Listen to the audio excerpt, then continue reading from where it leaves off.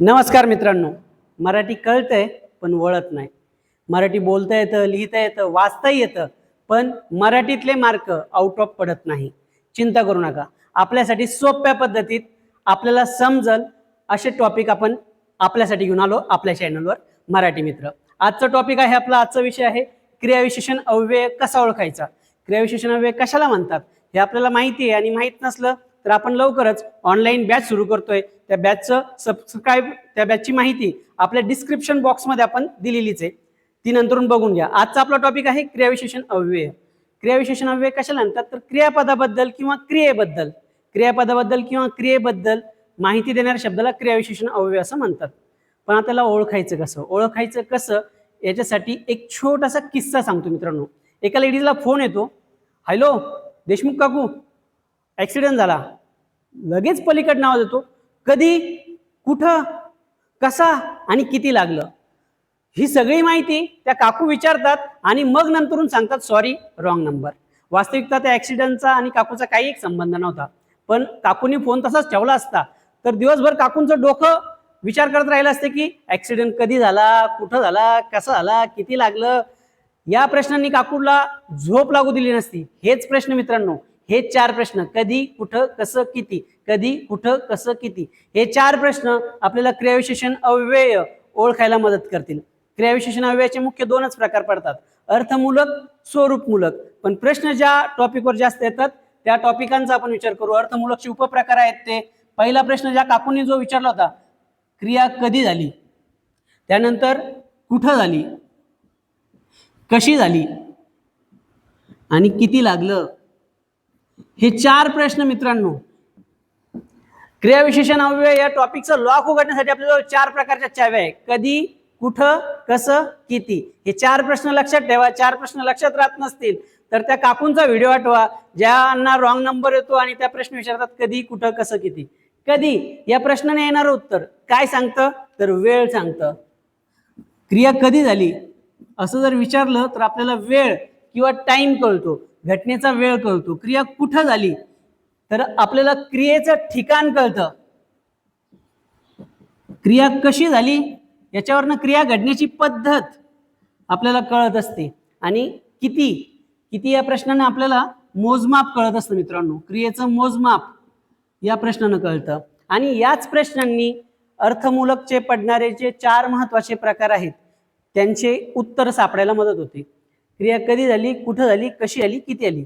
कधी न कळतं वेळ, या वेळेलाच व्याकरणात कालदर्शक किंवा कालवाचक असं म्हणत असतात, कालवाचक. त्याच्यानंतर ठिकाण, ठिकाणाला संस्कृत शब्द स्थल आहे आणि मराठी संस्कृतपासून विकसित झाली आहे म्हणून त्याला म्हणतात स्थलवाचक. पद्धत, पद्धतीला म्हणतात रीत. आपण म्हणत नाही का तुला रीतभात आहे की नाही, तर रीतपासून रीतिवाचक. क्रियेची रीत कळते, पद्धत कळते. आणि मोजमापला म्हणतात परिमाण, परिणाम नाही मित्रांनो, ते परिमाणवाचक. म्हणजे आपल्याला कोणतं पण एखादं वाक्य जर दिलं, कोणतं एखादं वाक्य दिलं आणि त्या वाक्यात आपल्याला क्रियाविशेषण अव्यय ओळखायचे, कालवाचक आहे, स्थलवाचक आहे, रीतिवाचक आहे की परिमाणवाचक आहे, तर हे ओळखणं अगदी सोपं. का सोपं? आपल्याजवळ 4 प्रश्न, हे 4ही प्रश्न घ्यायचे, कधी, कुठं, कसं, किती, आणि क्रियापदाला विचारायचे किंवा क्रियेला विचारायचे. उदाहरणार्थ, त्याने गटागटा पाणी प्याले, त्याने गटागटा पाणी प्याले असं एखादं वाक्य परीक्षेत दिलं आणि विचारलं की या वाक्यात कोणता शब्द क्रियाविशेषण अव्ययाचं काम करतोय किंवा त्याचा प्रकार काय, तर सगळ्यात पहिले कोणता शब्द क्रियाविशेषण अव्ययाचं काम करतो हे बघायचं. आता हे ओळखायचं कसं तर कोणती क्रिया आहे, पाणी पिण्याची, पिण्याची क्रिया आहे. तर कधी पिले वाक्यात दिलेलं नाही, कुठं पिले याचं पण उत्तर वाक्यात दिलेलं नाही, कसं पिले गटागटा, कसे पाणी पिले गटागटा, किती पाणी पिले ते पण दिलेलं नाही. म्हणजे क्रियाविशेषणाचं काम करणारा शब्द कसा ओळखायचा तर या 4 प्रश्नांनी, कधी, कुठं, कसा, किती. क्रियापदाला विचारलं कधी पिले, कुठं पिले, कसे पिले, किती पिले. कसे पिले या प्रश्नानं उत्तर आलं, कोणत्या प्रश्नानं आलं कसे. मग कसे या प्रश्नाने येणारं उत्तर काय दाखवतं पद्धत, पद्धतीलाच व्याकरणात म्हणतात रीत, रीतिवाचक. मग या शब्दाचा प्रकार काय रीतिवाचक क्रियाविशेषण अव्यय. क्रियाविशेषण अव्यय कशाला म्हणतात क्रियाबद्दल माहिती देतं. दुसरं एखादं उदाहरण देऊ, दुसऱ्या उदाहरणांमधनं आणखी समजून घेण्याचा प्रयत्न करू.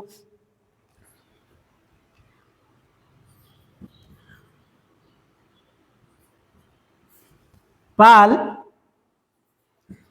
रस्त्यात पडली. पाल रस्त्यात पडली. छोटस वाक्य. कधी पडली, कुठं पडली, कशी पडली, किती पडली, अशा प्रश्नानेच विचारायचंय. कधी पडली वाक्य दिलेलं नाही. कुठं पडली, रस्त्यात. मग रस्त्यात या शब्दाने आपल्याला ठिकाण कळतंय, स्थल कळतंय, म्हणून त्याला म्हणतात स्थलवाचक. कशी पडली याचं उत्तर नाही, किती पडली याचं उत्तर नाही, म्हणून या प्रश्नाचं उत्तर या वाक्यात रस्त्यात हा शब्द क्रियाविशेषण अव्ययाचं काम करतोय. आणि कोणत्या क्रियाविशेषण अव्ययाचं काम करतोय तर स्थलवाचक. पण जर परीक्षेत स्थलवाचक पर्यायासोबत साधित असेल, साधित क्रियाविशेषण अव्यय, तर हे साधित क्रियाविशेषण अव्यय. का? कारण रस्ता हे नाम आहे, म्हणून त्याला नाम साधित क्रियाविशेषण अव्यय असं पण म्हणतात. आत्ताच झालेल्या पोलीस भरतीच्या पेपरमध्ये असंच साधित क्रियाविशेषण अव्यय ते वाक्य आपण घेऊया. राधिका मोठ्याने हसते. ती राधिका होती का कोण होती मला माहित नाही, कदाचित परीक्षेमध्ये ती मोठ्याने असते असं वाक्य असेल. ती मोठ्याने असते, मोठ्याने खाली अंडरलाईन होतं आणि विचारलेलं होतं अधोरेखित शब्दाच्या क्रियाविशेषण अव्ययाचा प्रकार ओळखा आणि प्रकार काय. तर आपले 4 प्रश्न. कधी असते माहित नाही, कुठं असते माहित नाही, कशी असते तर मोठ्याने. कशी म्हणजे रीती, रीत दाखवली आहे. पण परीक्षेमध्ये रीतिवाचक हा पर्याय नव्हता. आपले पर्याय स्पर्धा परीक्षेत आपले उत्तर ठरवत असतात मित्रांनो. रीत पर्याय नव्हता, मग पर्याय होते साधित क्रियाविशेषण अव्यय. मग साधित म्हणजे दुसऱ्या शब्दाच्या जातींपासून बनलेले. मग हे कोणत्या शब्दाच्या जातीपासून बनलंय तर मोठा, मोठे हा शब्द आहे आणि हा शब्द विशेषणाचं काम करतो, म्हणून याला म्हणतात विशेषण साधित क्रियाविशेषण अव्यय. सोलापूर पोलीस भरती 2026 ला विचारलेला प्रश्न होता. ती मोठ्याने असते आणि हे ओळखायचं कसं तर अगदी सोप्या याच्यात. एकदा कोणता शब्द क्रियाविशेषण अव्ययाचं काम करतोय ते बघा. त्याला आपले 4 प्रश्न वापरून पहा. कधी, कुठं, कसं, किती. कधी, कुठं, कसं, किती झालं की येणारं उत्तर हे त्या प्रकारात येतं. पण जर तो प्रकार पर्यायात नसला तर आणखी एक प्रकाराची पद्धत असते. ती पद्धत आपण लवकरच दुसऱ्या व्हिडिओमध्ये बघूया. सध्या समजायला सोपं जाईल, लक्षात राहायला सोपं जाईल आणि कायमस्वरूपी लक्षात राहील अशा गोष्टींचा आपण विचार करूया. आता प्रत्येकाचं एक एक उदाहरण घेऊ. बाबा एरवाळी जेवायला बसले.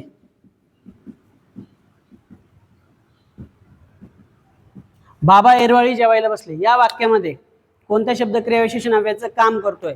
प्रश्न प्रकारांवर जरी विचारला तरी सगळ्यात पहिले आपल्या डोक्यात हे फिट्ट पाहिजे की कोणता शब्द क्रियाविशेषण अव्ययाचं काम करतोय. मग कोणता शब्द काम करतोय कसं ठरवायचं. आपण ठरवायचं नाही, क्रियापदाला विचारायचं. आपण लय हुशार बनतो, आपण हुशार बनायचं नाही, क्रियापदाला विचारायचं. कधी बसले एरवाळी. कधी या प्रश्नानं उत्तर आलं, कधी या प्रश्नाने येणार उत्तर वेळ म्हणजेच काळ दाखवतं, म्हणून याचा प्रकार कोणता कालदर्शक.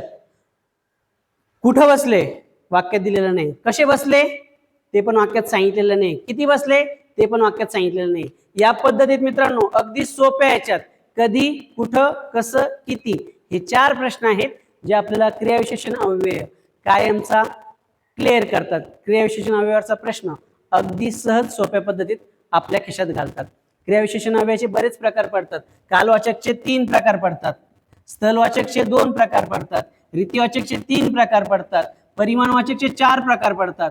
या 4ही 3ही म्हणजे 4 आणि 3 7 आणि 2 9 आणि 3 12 या 12ही प्रकारांचा विचार आपण लवकरच पुढच्या व्हिडिओत करणार आहोत क्रियाविशेषण अव्यय पार्ट 2 मध्ये. तेव्हापर्यंत लक्षात असू द्या कधी, कुठं, कसं, किती.